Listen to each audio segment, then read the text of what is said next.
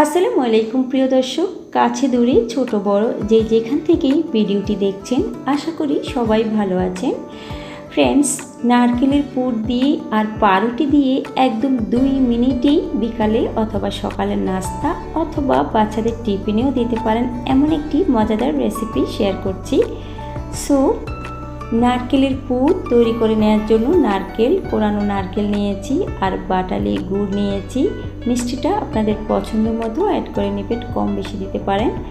সাথে আমি দিয়ে দিচ্ছি 1 চিমটি লবণ। লবণটা মিষ্টি জাতীয় খাওয়ার ব্যালেন্স ঠিক রাখে। সো ফ্লেভারের জন্য দিয়ে দিচ্ছি 1 চিমটি এলাচ গুঁড়ো, এতে করে ফ্লেভারটা খুব ভালো হবে। একটি তেজপাতা ছিঁড়ে দিয়েছি।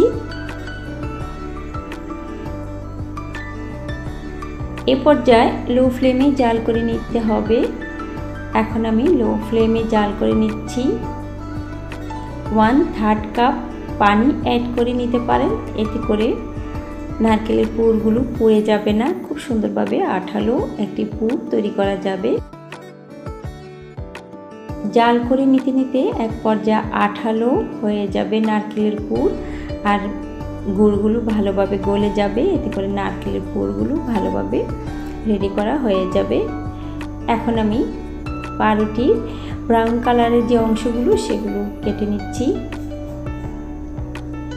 এই ব্রাউন কালারের অংশগুলো ফেলে দিবেন না, ফ্রিজে রেখে দিবেন। এগুলো একটি তাওয়াতে করে গরম করে ব্রেড ক্রাম্বস তৈরি করা যাবে। সো এখন আমি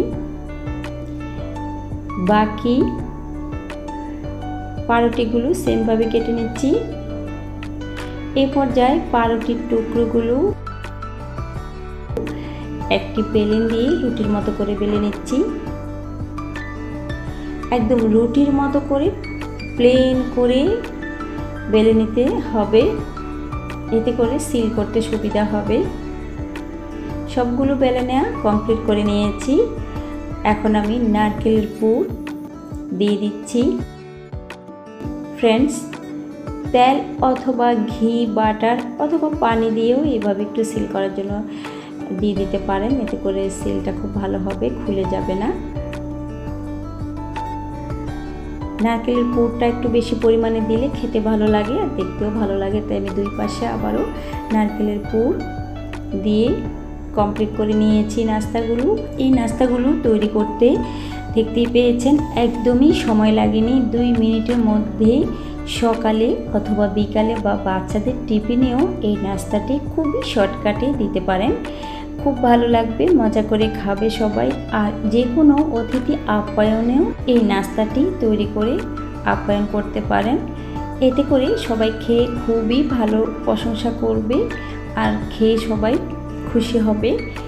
সো আশা করি ভিডিওটি ভালো লেগেছে, আর ভালো লেগে থাকলে লাইক, কমেন্ট, শেয়ার করতে ভুলবেন না। ফেসবুক পেজ থেকে যারা দেখছেন তাদেরকে অসংখ্য ধন্যবাদ। পেজটিকে ফলো দিবেন, লাইক দিবেন, বেশি বেশি করে শেয়ার করবেন আত্মীয় স্বজন, ফ্রেন্ড সার্কেলের মধ্যে। যারা আগে থেকেই ইউটিউব চ্যানেলে সাবস্ক্রাইব করেছেন, লাইক শেয়ার করেছেন, তাদেরকে অসংখ্য ধন্যবাদ। নতুন ফ্রেন্ডস যারা রয়েছেন তারা অবশ্যই চ্যানেলটিতে সাবস্ক্রাইব করে লাইক বাটনে ক্লিক করে দিবেন, এতে করে পরবর্তী ভিডিও নোটিফিকেশন আপনার কাছে খুব শর্টকাটে পৌঁছে যাবে। সবাই ভালো থাকবেন, সুস্থ থাকবেন। আল্লাহ হাফেজ।